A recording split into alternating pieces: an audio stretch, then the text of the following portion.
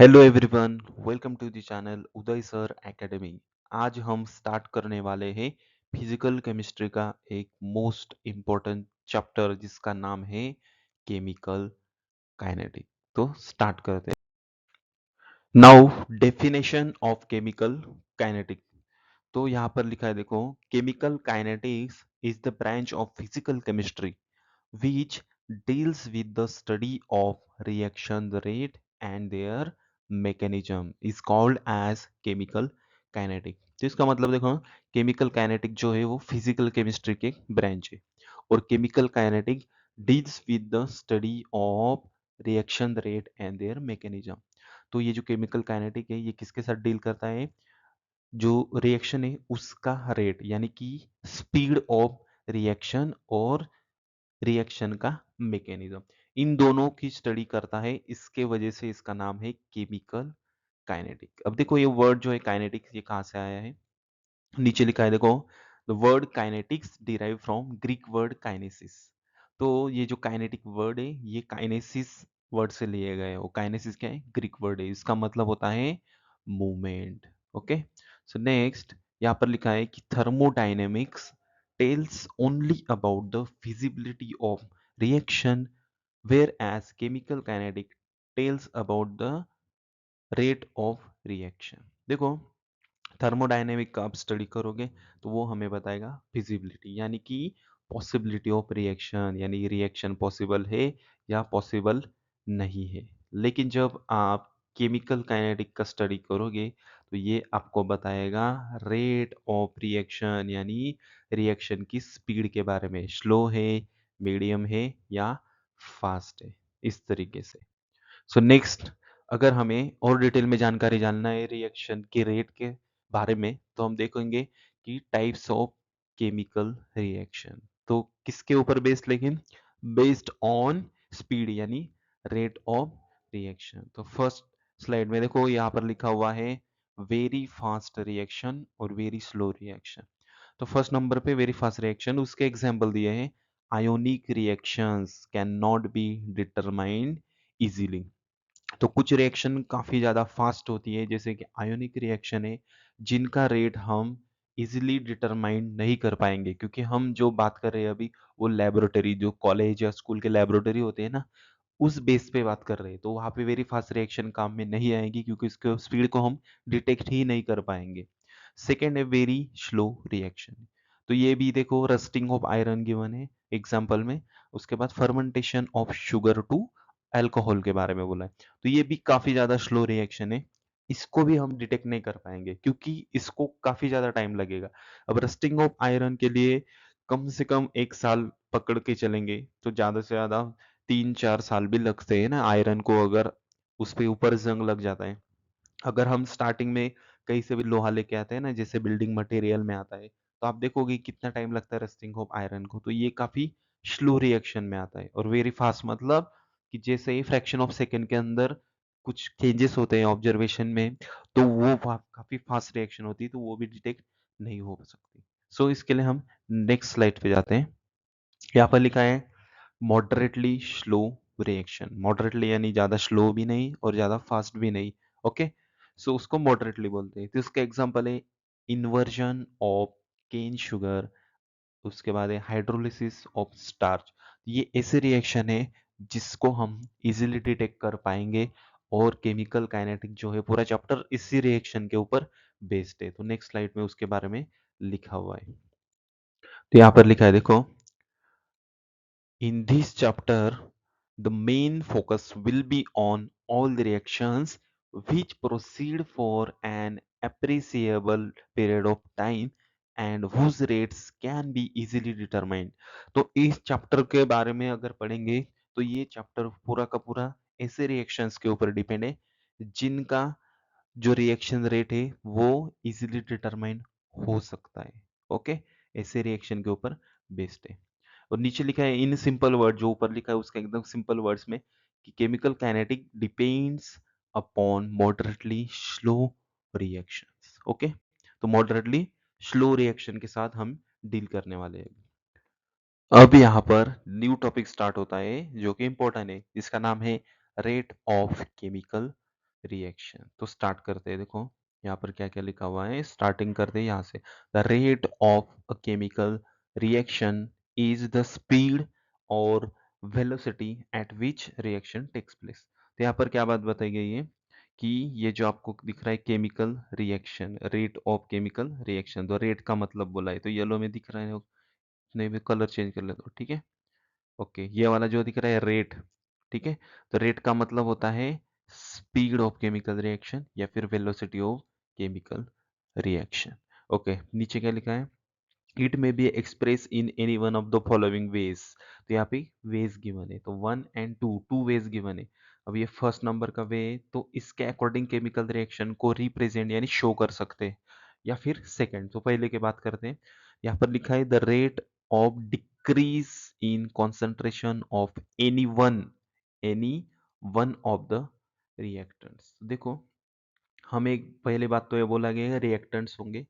तो आपको chemical reaction generally पता है ना, कि यहाँ पे एक तक रिएक्टेंट होता है और एरो देकर रिएक्शन के बाद प्रोडक्ट निकलता है, ठीक है। तो यहाँ पे रिएक्टेंट के बारे में बात की जा रही है, ये वाला रिएक्टेंट जो आर होता है ना, इसके बारे में। तो इसका कॉन्सेंट्रेशन क्या होना चाहिए, डिक्रीज होना चाहिए, डिक्रीज होना चाहिए। तो उस हिसाब से रिप्रेजेंट करेंगे, नहीं तो सेकंड ऑप्शन है, तो यहाँ पर सेकंड ऑप्शन, सेकंड वे, यहाँ पर रेट इंक्रीज दिया है, rate of increase in concentration of any one of the products. तो देखो यहाँ पर प्रोडक्ट है, आर के आगे पी लिखा है, तो यहाँ पर क्या लिखा है सिंपली कि जो रिएक्टेंट होगा वो लेस होना चाहिए, कम होते जाएगा टाइम के साथ, या फिर प्रोडक्ट जो है वो बढ़ते जाएगा। तो दोनों में से किसी भी एक वे को हमें चुनना है और उस केमिकल रिएक्शन को रिप्रेजेंट करना है। तो कैसे, तो मैं आपको नेक्स्ट स्लाइड में लेके जाता हूँ। तो यहाँ से representation of rate of chemical reaction समझ में आएगा। सो उसके लिए हम फॉर एग्जांपल एक रिएक्शन लेते हैं जिसके अंदर मैंने रिएक्टेंट और प्रोडक्ट नहीं लिया है, तो रिएक्टेंट की जगह पे आर, प्रोडक्ट की जगह पे पी ले लेते हैं, ठीक है, सिंपल वे के लिए। अब इसमें लिखा है देखो, आर, आर किसको रिप्रेजेंट कर रहा है, R represent the reactant and P represent the product, यानी कि रिएक्टेंट और ये प्रोडक्ट आर और पी से डिनोट किए। The arrow indicates the direction of reaction, तो ये जो एरो है वो रिएक्शन की डायरेक्शन यानी आर से पी तक जा रही है, इतना बता रहा है। ओके, नेक्स्ट पॉइंट में क्या लिखा है वो देखते हैं अभी। इफ आर वन, देखो आर को ले लिया उन्होंने ब्रैकेट में, ओके, आर को ब्रैकेट में लिया है और वन दिया है, पी को भी ब्रैकेट में लिया और वन दिया है। एंड क्या लिखा है, R the concentrations of R and P at time t1। देखो अभी जो टाइम है, स्टार्टिंग का टाइम, तो इसमें मैं लिख देता हूँ, इनिशियल टाइम लिखना पड़ेगा तभी समझ में आएगा, ठीक है। यहाँ पर लिखना पड़ेगा इनिशियल टाइम, इनिशियल मतलब अभी स्टार्टिंग में रिएक्शन स्टार्ट नहीं हुई है लेकिन हमारे पास रिएजेंट है, ओके। और प्रोडक्ट भी अभी बनना स्टार्ट नहीं हुआ है क्योंकि रिएजेंट खत्म ही नहीं हुआ है ना। तो इनिशियल, ये लिखने में मुझे टाइम लगेगा थोड़ा सा बिकॉज मैं माउस की हेल्प से लिख रहा हूँ, ठीक है। अब देखो, आर ब्रैकेट में लिखा है, इसका मतलब ये कॉन्सेंट्रेशन ऑफ आर है, पी ब्रैकेट में तो कॉन्सेंट्रेशन ऑफ पी है। अभी जो स्टार्टिंग की कंडीशन है, मतलब रिएक्टेंट खत्म नहीं हुआ है, अभी स्टार्ट स्टार्ट नहीं हुई रिएक्शन है ना, तो इनिशियल टाइम है, तो ये इनिशियल टाइम कितना कंसिडर करता हूँ मैं, जीरो, क्योंकि टाइम नहीं स्टार्ट हुआ है ना, अभी तक जीरो है। ओके, और पी मतलब प्रोडक्ट भी क्या है, अभी स्टेबल है, वो बनना स्टार्ट नहीं हुआ है, जब रिएजेंट खत्म होगा तभी प्रोडक्ट बनेगा, ऐसी कंडीशन होती है, ठीक है। और टाइम क्या दिया है, जीरो, क्योंकि अभी स्टार्ट नहीं हुआ है ना। ओके, सो नेक्स्ट देखो यहाँ पर लिखा है R2 and P2 are their concentration at time T2, then time required for change in concentration। देखो अभी R1 से क्या हो गया, R2 हो गया, R1 से R2, R1 मतलब कि हमने रिएक्शन स्टार्ट की थी तब की कंडीशन, और कुछ टाइम के बाद एट टाइम T2 अभी कितना टाइम हुआ है उसको हम कंसिडर कर सकते हैं। तो मैं यहाँ पर ले लेता हूँ कि देखो, अगर मैंने रिएक्शन फाइनल नाम लिख लेते पहले, मतलब एकदम अंडरस्टैंडिंग हो जाएगा आपको। मैं लिखता हूँ यहाँ पर फाइनल, आप अच्छे से अंडरस्टैंड करो कि स्पेलिंग में इसके हिसाब से लिख रहा हूँ, माउस के हिसाब से, ओके। तो यहाँ पर लिखता हूँ मैं 5 सेकेंड लिख देता हूँ, 5 सेकेंड, यानी कि अब मेरा इनिशियल टाइम और फाइनल टाइम आपको पता हो गया है, ये मैंने ऐसा सेकेंड लिख दिया है, ठीक है, सेकेंड, 5 सेकेंड। ओके, तो देखो T1 मतलब 0 और T2 का मतलब होता है 5 सेकेंड। ओके, और यहाँ पर R1 कुछ था और अभी क्या हो गया है, कुछ 5 सेकेंड के बाद R2 हो गया है, उसका कॉन्सेंट्रेशन चेंज हो गया है।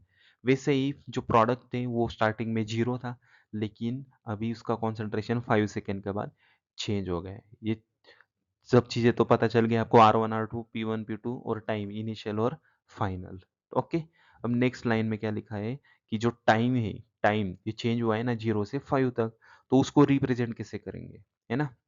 यहाँ पर आएगा, देखो डेल्टा दिया हुआ है, डेल्टा, इसको क्या बोलते हैं, ट्राइंगल जो दिया है ना उसको डेल्टा बोलते हैं, ठीक है। तो ट्राइंगल का मतलब क्या होता है, चेंज। ओके, इसको इरेज कर देता हूँ पहले।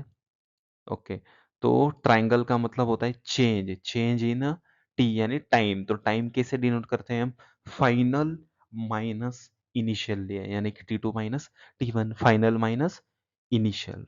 तो इसी तरीके से हम रिएक्टेंट और प्रोडक्ट को भी बता सकते हैं। देखो, change in concentration of reactant, तो रिएक्टेंट R1 से R2 गया ना, तो उसमें भी देखो जो ट्रायंगल है, ट्रायंगल का मतलब होता है चेंज, चेंज इन रिएक्टेंट। तो कैसे रिएक्टेंट को चेंज कर दिखाएंगे हम, तो फाइनल माइनस इनिशियल, ये फाइनल है माइनस इनिशियल। सेम प्रोडक्ट के लिए भी आएगा, देखो change in concentration of product, तो ये ट्रायंगल है, ट्रायंगल के आगे पी लिखा है, यानी ट्रायंगल यानी चेंज इन प्रोडक्ट, तो प्रोडक्ट को भी दिखा सकते हैं, तो फाइनल माइनस इनिशियल ऐसा दिखा सकते हैं, है ना। अगर मैं आपको एक वैल्यू दे दूं कि मेरे पास रिएक्टेंस स्टार्टिंग में कितना था, अभी मैं पहले ढूंढ लेता हूँ, पॉइंटर कहाँ पर है, यहाँ पर है। ओके, अगर मेरे पास रिएक्टेंस सपोज ये वाला जो है ना, पहले मैंने 10 ग्राम लिया था। ओके, सो इसको मैं थोड़ा इरेज कर देता हूँ, काफ़ी बड़ा हो गया हो। ओके, तो ये है 10 ग्राम। ओके, 10 ग्राम R1 था, लेकिन 5 सेकेंड के बाद अगर सपोज ये 7 ग्राम बच गया, 7 ग्राम, तो ये स्टार्टिंग में 0 था प्रोडक्ट, लेकिन अभी कितना बना है, 3 बन गया है, कितना, 3। तो इस वैल्यूज को आप रख सकते हैं। देखो टाइम का क्या आएगा, 5 - 0। ओके, और ये जो रिएक्टेंट है, रिएक्टेंट आप देखोगे 10 - 7, सॉरी उल्टा, फाइनल माइनस इनिशियल ना, तो R2 - R1, तो 7 - 10 आएगा। और जो प्रोडक्ट है, प्रोडक्ट में क्या आएगा फिर, 3 - 0 आएगा, 3 - 0 आएगा।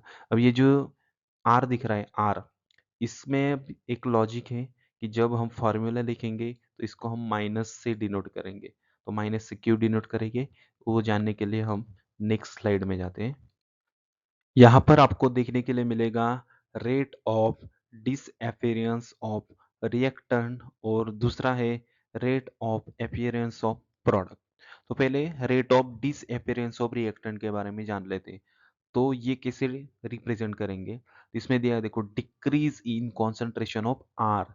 तो आर यानी रिएक्टेंट, उसका कॉन्सेंट्रेशन हमेशा डिक्रीज होगा, और डिवाइड बाय उस डिक्रीज होने में कितना टाइम लगा है, ठीक है।